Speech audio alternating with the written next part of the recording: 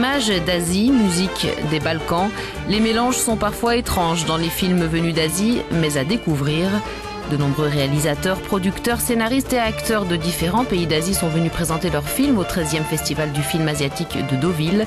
Un large panorama de ce cinéma différent d'une autre et de ses nouveautés.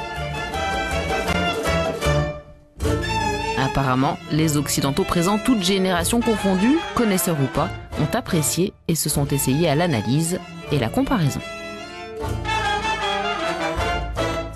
Je suis là en tant que grand amateur de cinéma asiatique et c'est une façon différente de voir le monde. Le traitement de l'image et le traitement des scénarios qui est assez différent. Bien sûr, il y a un décalage par rapport à notre civilisation, quoi.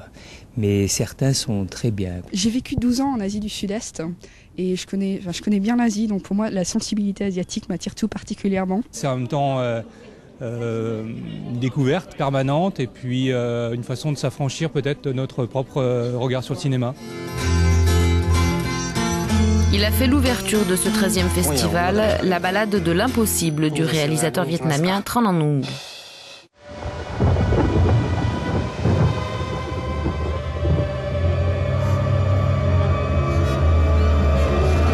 Les acteurs occidentaux qui jouent dans des films asiatiques, ces films qui ont apparemment bien du mal à être diffusés dans les salles européennes. Le cinéma asiatique représente 1% de l'exploitation en France, mais il représente 0,25% dans d'autres pays de l'Europe. Et donc ce cinéma-là n'existe nulle part, ne peut se voir que dans les festivals ou dans les salles de cinéma. Et ici, en 5 jours, vous voyez 40 films asiatiques de 8 pays. Et pas de cinéma asiatique sans arts martiaux, bien sûr.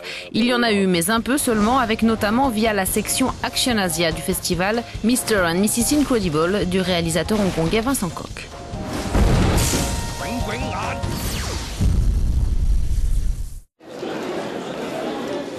Cette année, le festival du film asiatique de Deauville rendait hommage à 2 réalisateurs sud-coréens de renom. Ici, il s'agit d'Hong Sang-soo, âgé actuellement de 50 ans et originaire de Séoul. C'est en 1996 qu'il connaît la gloire avec son film Le jour où le cochon est tombé dans le puits. Ces films seront alors régulièrement présentés au Festival de Cannes, Berlin et Venise. Son dernier film, intitulé Ah Ah Ah, a reçu le prestigieux prix Un certain regard à Cannes en 2010. Il sort en ce moment dans les salles françaises. Et comme très souvent dans ses films, Hong Sang-soo fait de l'état d'ébriété un moteur dans le dialogue. Il admet avoir obtenu de ses acteurs qu'ils viennent parfois tourner un peu éméchés.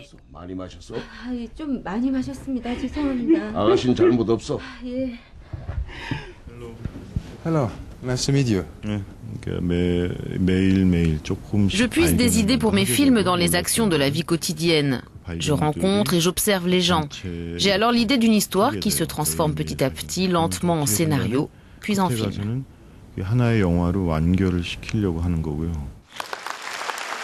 Autre réalisateur et scénariste emblématique, le sud-coréen Kim Ji-woon. Autodidacte, il débute le cinéma quand sa petite amie le laisse tomber. Il s'inspire de cette douloureuse épreuve sentimentale, la retranscrit en scénario et finit par en faire un film. Kim Ji-woon s'attaque depuis à tous les genres cinématographiques pour le plus grand bonheur des fans de cinéma asiatique qui dans le monde entier vouent un véritable culte à ce réalisateur sud-coréen.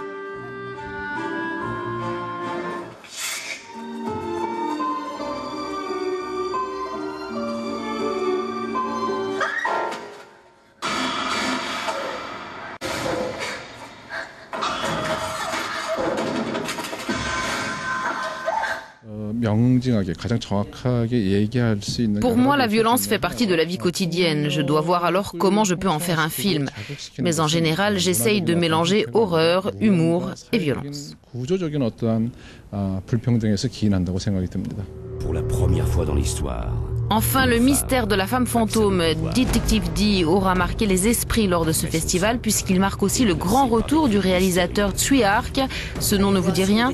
C'est pourtant lui qui est derrière des films cultes du cinéma hongkongais et qui a révélé un certain Jet Li. Est chargé de protéger le royaume. Voici le détective D.